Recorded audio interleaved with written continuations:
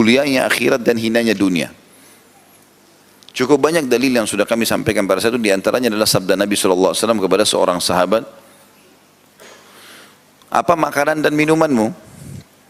Kata orang tersebut, saya makan daging dan minum susu ya Rasulullah.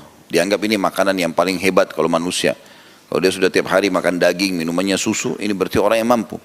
Kata Nabi SAW, kira-kira pada saat selesai kau makan, kemana hasilnya? Akan kemana makanan dan minumanmu tadi itu? Maka kata sahabat tersebut, dia tidak mau bilang jadi air seni dan tinja karena kurang sopan di hadapan Nabi SAW. Beliau mengatakan, akan menjadi apa yang sudah anda tahu ya Rasulullah. Maksudnya jadi kotoran nantinya. Gitu kan? Sebagian jadi nutrisi, yang jelas yang lainnya semua keluar gitu kan.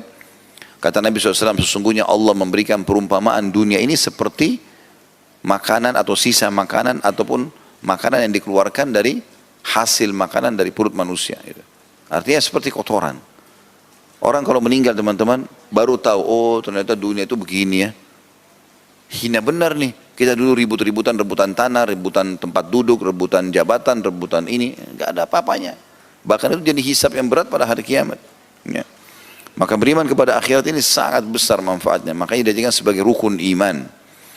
Dan seringlah baca ya, hadis-hadis, riwayat-riwayat tentang surga.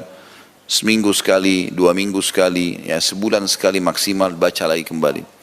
Ya, ada banyak buku itu. Rasulullah SAW cerita tentang surga dan neraka, ada tamasya ke surga, ada dahsyatnya neraka. Dibeli buku-buku itu, cas kembali iman kita. Itu yang dilakukan oleh para sahabat sehingga mereka selalu rindu dengan akhirat itu. Juga dalam hadis yang lain Nabi SAW pernah melihat bangkai di pasar, kemudian sangat busuk bangkai tersebut dan sudah rusak, mulai rusak. Kata Nabi SAW, siapa yang mau beli ini? Kata para sahabat, tidak ada ya Rasulullah. Bangkai, bau gitu kan. Kata Nabi SAW, Allah memberikan perumpamaan dunia seperti bangkai ini. Nah. Kemudian juga dalam hadis yang lain Nabi SAW mengatakan perumpamaan dunia kalian dibandingkan akhirat. Kalau mau tahu fasilitas di akhirat nanti, hanya dengan patuh saja ibadah selama dunia dan akan dapat itu di akhirat. Seperti seseorang di antara kalian memasukkan telunjuknya ke lautan, lalu diangkat. Lihatlah air yang ikut dengan jari telunjuknya. Akhirat ini ibaratnya laut itu. Dan dunia ini hanya seperti sebagian kecil dari apa yang ikut ke jari kita, itu pun bisa kering gitu. Maka teman-teman harus pahami masalah ini. Bahwasanya dunia ini kita lalui untuk ya menanam bibit yang akan kita panen di akhirat. Bukan menjadi target utama. Kalau Syekh Utsaimin rahimahullah tegas sekali dalam masalah ini. Beliau mengatakan seharusnya setiap muslim menjadikan dunia ini seperti WC dia. Maaf bahasa ini, beliau katakan begitu. Dia selesaikan hajatnya lalu dia pergi. Karena banyak hadis berbicara masalah itu. Tetap dunia kita nikmati, tapi bukan target utama. Ada sedikit cobaan yang merupakan warna hidup untuk menambah juga derajat kita di surga. Sabar. Tidak usah dijadikan sebagai masalah besar. Ada kadang-kadang orang subhanallah masalah kecil dijadikan besar. Istrinya telat buat kopi 2 hari marah. Suaminya telat beli pesanannya seminggu ngambek. Mau pulang rumah orang tua. Apa ini? Masalah, tidak ada masalah kecil. Ya udahlah, nanti beliin saya kapan bisa ya. Selesai urusannya, dimudahkan. Ya, orang kadang-kadang gitu dibesarin masalah. Kadang-kadang temannya cuma pakai sendalnya ribut, seperti sudah terjadi perang dunia. Ya. Kenapa ini? Mudahkan urusan itu. Semua cobaan akan ada pahalanya di sisi Allah Subhanahu wa ta'ala. Dan sekian banyak keterangan tentu berhubungan dengan masalah ini. Hadis yang pertama yang dibahas oleh Imam Bukhari dalam bab kita ini, hadis nomor 221.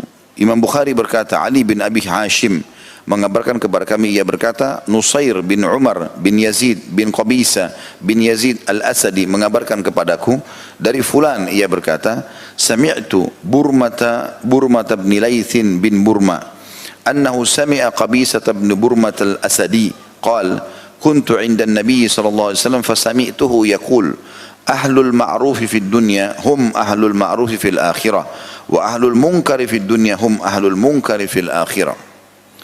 Aku mendengarkan Burma bin Layth bin Burma bahwa ia mendengar Qabisa bin Burma mengabarkan radhiyallahu anhu, aku pernah bersama Nabi SAW lalu aku mendengar beliau bersabda, orang yang berbuat baik di dunia akan mendapatkan perlakuan yang baik di akhirat. Sebaliknya, orang yang berbuat buruk di dunia maka akan mendapatkan balasan buruk pula di akhirat.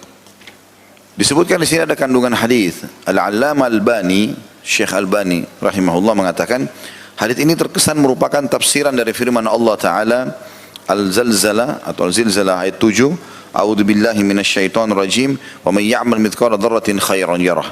Barang siapa yang melakukan amal kebajikan meski sebesar dzarrah atau biji sawi, ia pasti akan melihat balasannya. Maksudnya, barang siapa yang berbuat kebaikan kepada orang lain ketika di dunia, maka ia akan memperoleh kebaikan dari Allah di akhirat kelak. Begitu pula barang siapa yang melakukan kemungkaran di dunia, maka ia akan memperoleh hal yang serupa di akhirat.